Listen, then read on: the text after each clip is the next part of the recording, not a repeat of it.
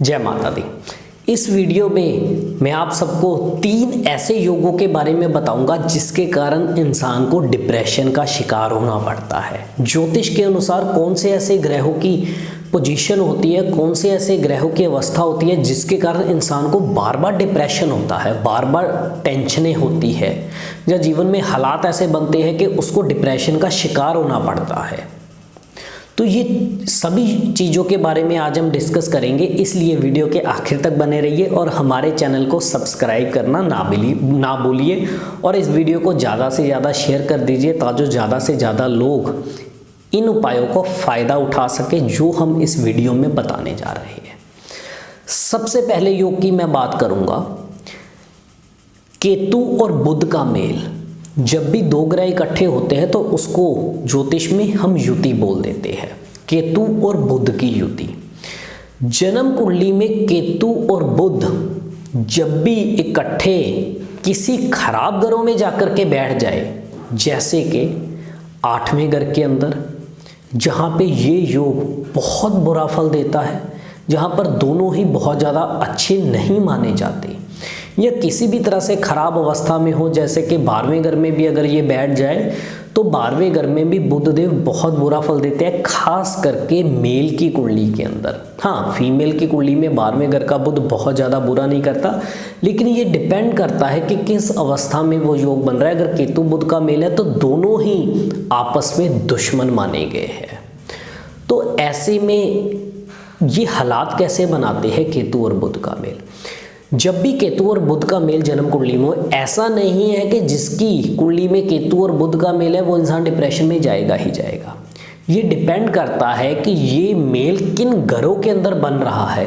जैसे ये मेल अगर दूसरे घर में हो या चौथे घर में हो या 10वें घर में हो तो ज़रूरी नहीं है कि ये आपको डिप्रेशन दे, लेकिन ये मेल अगर खराब अवस्था में है, केतु बहुत ज़्यादा खराब है, मान लीजिए शनि चंद्रमा इकट्ठे हैं जिसके कारण केतु और बुरा हो गया, या बुध या केतु के घरों में दुश्मन जाकर के बैठ गए जिसके कारण केतु की बहुत ज़्यादा खराबी हो गई, और साथ ही हमने अपने कर्मों के साथ अपने ही ग्रहों को बहुत ज़्यादा बुरा कर लिया, तो ये योग बहुत बुरे फल देता है। जैसे बुध देव यानी कि बहन बुआ और बेटी के साथ संबंध अच्छे ना रखे, या किसी भी तरह से अपने घर के अंदर कबाड़ बहुत ज़्यादा इकट्ठा कर लिया, या केतु और बुध के मेल में अगर बुध भी खराब है तो अपने घर में तुलसी, मनी प्लांट, रबर प्लांट या किसी भी तरह से ढोलक, तबला, गिटार, सितार ये अपने घर में लेकर के आ गए, तब ये योग और भी ज़्यादा परेशानियां देता है। ऐसे में सबसे पहले ये डिप्रेशन देगा, हर कामों के अंदर रुकावटें देगा, काम हमारा चलेगा नहीं, और बुध या केतु की दशा के अंदर काम अगर अच्छा खासा पहले चल भी रहा हो दूसरे ग्रहों के अच्छा होने से, जैसे इन ग्रहों की दशा या महादशा आएगी, अंतरदशा आएगी, तब काम एकदम से डाउनफॉल में आना, जिसके कारण डिप्रेशन जैसे हालात बन जाना, और काम 99 में जाकर के खराब होना, वो भी यही योग देता है। अब ऐसे लोगों को उपाय क्या करना चाहिए? सबसे पहले ऐसे लोगों को अपने कान में सोना पहनना बेहद जरूरी है। दूसरा उपाय, अपने घर से किसी भी तरह का कबाड़ है वो सारा घर से बाहर निकाल दीजिए, और काला सफ़ेद मिक्स कलर इसको पहनना बिल्कुल बंद कीजिए, और साथ में हरे रंग को भी बिल्कुल अवॉइड कीजिए, और नीले रंग को भी बिल्कुल पहनने से परहेज कीजिए इन रंगों से। तीसरा उपाय, ऐसे लोगों को हमेशा छोटी छोटी कन्याओं की सेवा करनी चाहिए, उनको कुछ ना कुछ मीठा दे करके उनका आशीर्वाद लेना चाहिए। कन्या पूजन करना बेहद जरूरी है।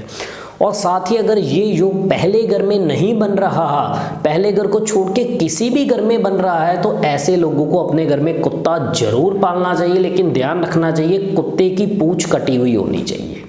मात्र ये उपाय अगर आप करके चलते हो तो आप लोग डिप्रेशन से बच सकते हो। केतु या बुध की दशा में अपने कामकाज को अच्छा कर सकते हो, बिजनेस जो डाउनफॉल में आता है इस समय के अंदर उसको हम ठीक कर सकते हैं, अपने कामकाज को बढ़ा सकते हैं।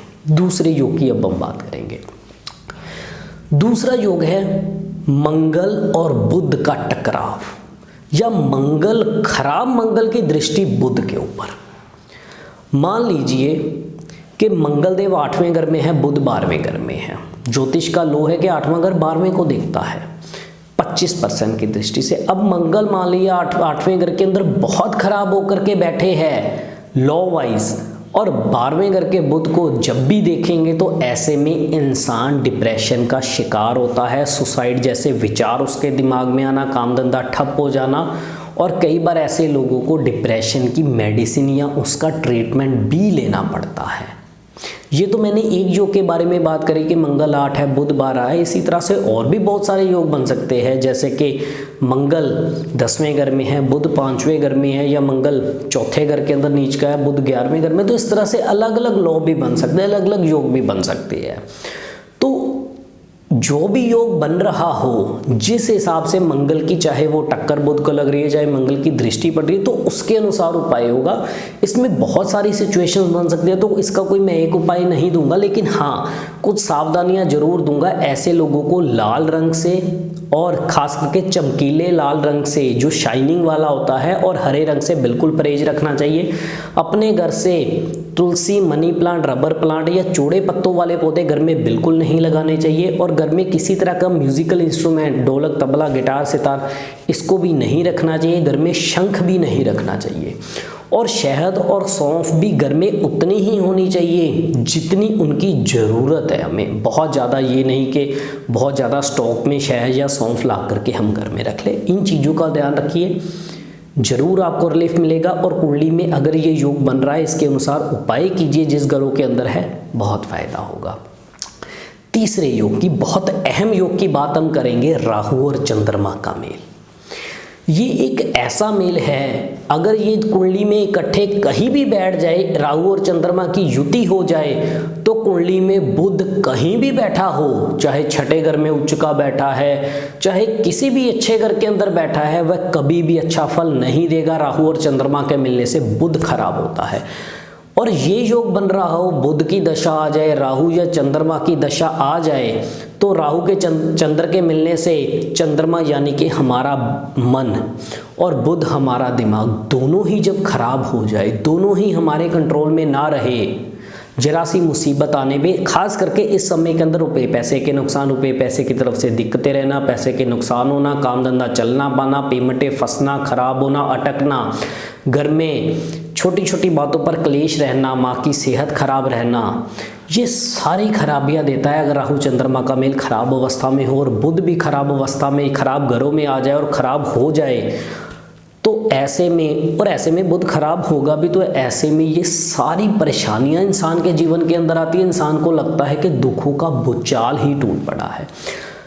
तो ऐसे में ऐसे लोगों को करना क्या चाहिए? और ऐसे लोग खास करके डिप्रेशन का शिकार होते हैं, सुसाइड जैसे हालात बनते हैं। खास करके चौथे घर में बुध हो तो ये सुसाइड जैसे विचार, या ऐसे लोग सुसाइड करने के लिए मजबूर हो जाते हैं। लेकिन ऐसा बिल्कुल नहीं करना, अपनी कुंडली दिखा करके उपाय कीजिए। सबसे पहले ऐसे लोगों को क्या करना चाहिए? नीले और हरे रंग से बिल्कुल परहेज रखो। अपने घर में जितना भी कबाड़ है, घर की छत के ऊपर जितना भी कबाड़ है, वो सारा घर से बाहर निकालिए। घर में इलेक्ट्रॉनिक चीज़ें जो ठीक चल रही है उन्हीं को रखिए जो आप इस्तेमाल करते हो। बाकी खराब सेल, खराब मोबाइल फ़ोन्स अगर आपकी अलमारियों में पड़े हुए हैं, खराब हेडफोन्स पड़े हुए हैं, जो कोई भी खराब इलेक्ट्रॉनिक सामान है, उसको सभी चीज़ों को बाहर निकाल दीजिए, उनको बेच दीजिए, फेंक दीजिए, जो मर्जी कीजिए। अगला उपाय, एक चांदी का बड़ा सा बर्तन लो, उसमें गंगा जल भरो, चांदी का एक चकोर टुकड़ा उसमें डालो, चांदी का ढक्कन लगाओ, उसको अपने घर के उत्तर पूर्वी कोने में स्थापित कर लीजिए। और साथ ही तीसरा उपाय, चांदी का एक चकोर टुकड़ा तकरीबन 4 से 5 ग्राम का उसका वजन हो, उसको लेकर के अपनी शर्ट की जेब में जरूर रखिए। ध्यान रखिए शर्ट की जेब में ही रखना है, पैंट की जेब में नहीं रखना।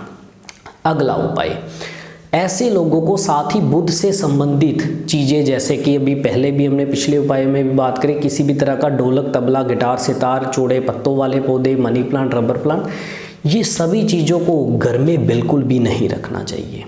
और जिस घर के अंदर ये योग बन रहा है राहु चंद्रमा का मेल, उसके अनुसार भी अगर आप उपाय करके चलते हो तो आपको लाभ जरूर होगा। तो ये कुछ हमने योगों की बात करी जो हमें डिप्रेशन देते हैं। इसके अलावा भी अनगिनत ऐसे लोग हैं जिसके कारण हमें जीवन के अंदर डिप्रेशन देखने को मिल सकता है, लेकिन वो पर्टिकुलर समय के अंदर मिलेगा जब जब इन ग्रहों का समय आएगा, जब जब इन ग्रहों की उम्र आएगी, उन हिस्सों में जाकर के ये बुरा फल देते हैं। इसी तरह से हम और भी विषयों पे चर्चा करते रहेंगे, हर टॉपिक के बारे में आप लोगों के साथ डिस्कस करते रहेंगे। आप लोगों की जो भी प्रॉब्लम है आप हमें कमेंट बॉक्स में बता सकते हैं, और जो भी टॉपिक के ऊपर आप चाहते हैं कि हम वीडियो बना करके आप लोगों के साथ शेयर करें, वो भी आप हमें कमेंट बॉक्स में लिख सकते हैं, ताकि उन टॉपिक्स के ऊपर वीडियोस बना करके हम आपको दे सके, जिसका फ़ायदा हम सभी उठा सके। इसी तरह से हम और भी विषयों पर चर्चा करते रहेंगे। इजाज़त दीजिए। जय माता दी।